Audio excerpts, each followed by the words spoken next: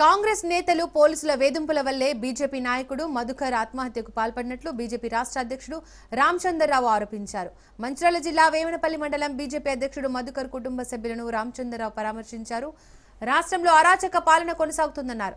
తమ కార్యకర్త మరణిస్తే ఇప్పటి వరకు పోలీసులు కేసు కూడా నమోదు చేయలేదన్నారు.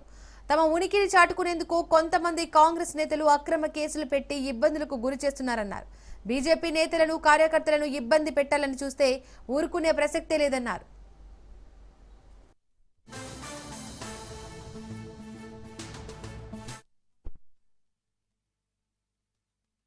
మంచిర్యాల జిల్లాలో పేట మధుకర్ అనేటటువంటి మా మండల అధ్యక్షుడు ఆత్మహత్యకు ఏవైతే కారణాలు ఉన్నాయో దాన్ని ఇంతకుముందు మా బండి సంజయ్ గారు వచ్చి దాన్ని మాట్లాడడం జరిగింది, ఎంక్వైరీ చేయడం జరిగింది.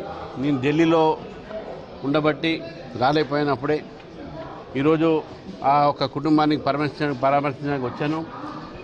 ఈ యొక్క ఏదైతే సంఘటన జరిగిందో ఇది పోలీసు అదేవిధంగా కాంగ్రెస్ పార్టీ సంబంధించినటువంటి ఒక వారి మధ్యన ఉన్నటువంటి ఒక ఏవైతే స్నేహబంధం కావచ్చు, వారి మధ్యన ఉన్నటువంటి ఒక అనేక రకాలైనటువంటి ఒక సంబంధాలతోని ఈరోజు ఇక్కడ ప్రజల్ని వేధిస్తున్నారు, అదేవిధంగా రాజకీయ నాయకుల్ని వేధిస్తున్నారు, కార్యకర్తలు వేధిస్తున్నారు. ఇది మధుకర్ ఒక ఏదైతే ఆత్మహత్య జరిగిందో దాని వెనుక కాంగ్రెస్ నాయకులు అదేవిధంగా పోలీసుల ఒక ప్రోద్బలం ఉంది అని చెప్పి నేను భావిస్తున్నాను, భారతీయ జనతా పార్టీ భావిస్తూ ఉంది.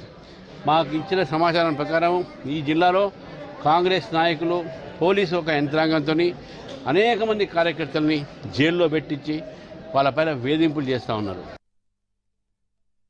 మంచిర్యాల జిల్లాలో